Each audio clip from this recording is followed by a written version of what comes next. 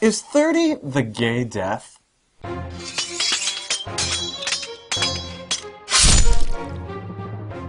Hi, and welcome to The Sword Fight. I'm Mike Douglas. And I'm the internet's Jeff Donnell. I think when people say, is 30 the gay death, they're talking about kind of that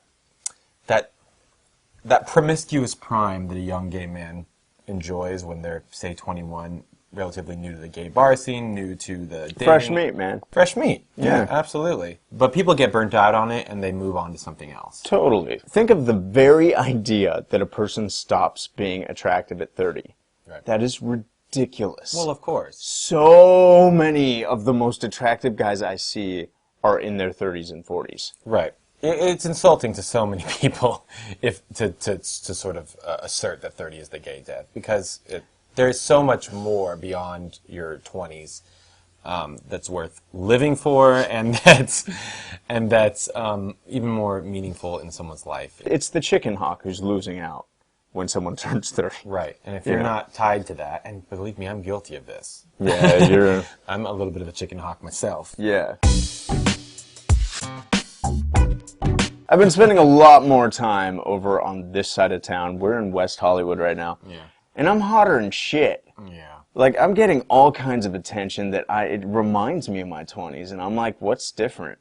But Fuck it. yeah, I mean, people frequently compare you with shit. I'm not getting a lot of attention from guys my age. It's like either guys a lot older than me or guys a lot younger than me. Why do you think that is?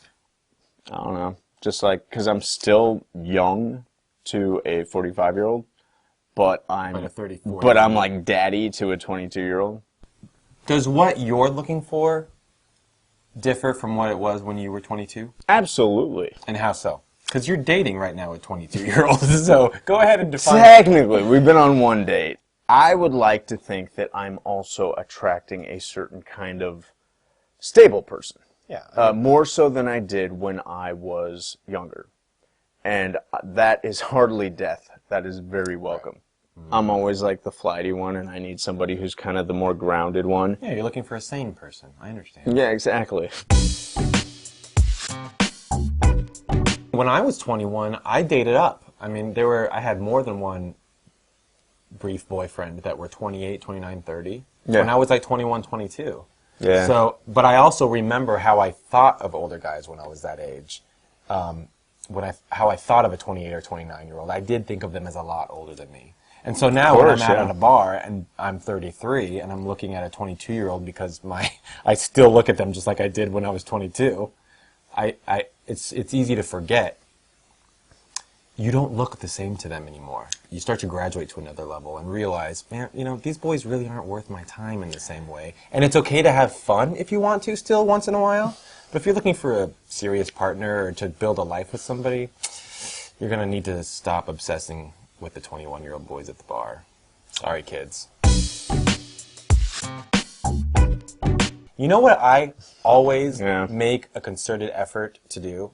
Whenever I'm out, whenever I'm walking down the street in West Hollywood where you're surrounded by gays, or whenever I go to a restaurant or a bar, I always make a conscious effort to smile and be friendly and say hello to the older gay men. You know they feel invisible. You know that most of their experience in that gay bar... You're teaching me something right now. I still turn the other way when I see them looking at me. I try not to, but I don't know what to do with it sometimes. I'm just like... Well, I'm not saying that if they're being nasty with me that I have to be receptive. Of course not. What I'm saying is that I make an effort to treat them, to acknowledge their existence, to be courteous and friendly, and to give them a friendly hello. And let them know that they are not invisible to me, that they're a human being to me. Because you know what? These are the gay men that went through so much more shit than we did. These are the gay men that fought for the certain level of comfort and outness that we can enjoy now.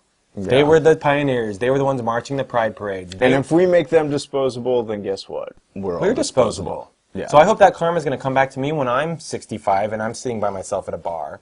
And a friendly, young, handsome man. I just hope that I'm not sitting by myself at a bar at 65. But it could happen, man. I've seen the future, and that is mine.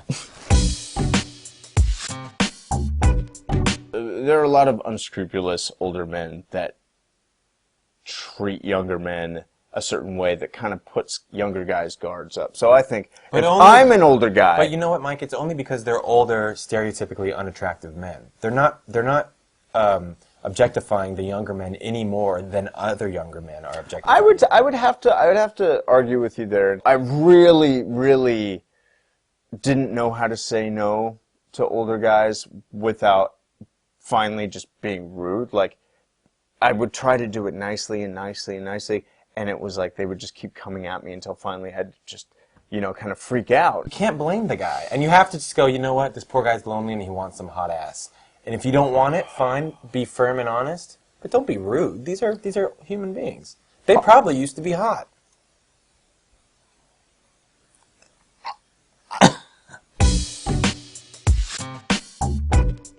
Voices joined in harmony all around the world. Sound of joy and laughter from every boy and girl. In my dreams, I see a world of many colors around. Shining in the morning and lighting up the night. And it's time to celebrate, celebrate. Let's all get together and celebrate, celebrate, celebrate. It's a celebration of love. Celebrate, Come on, everybody! It's time to celebrate! Sing it out now!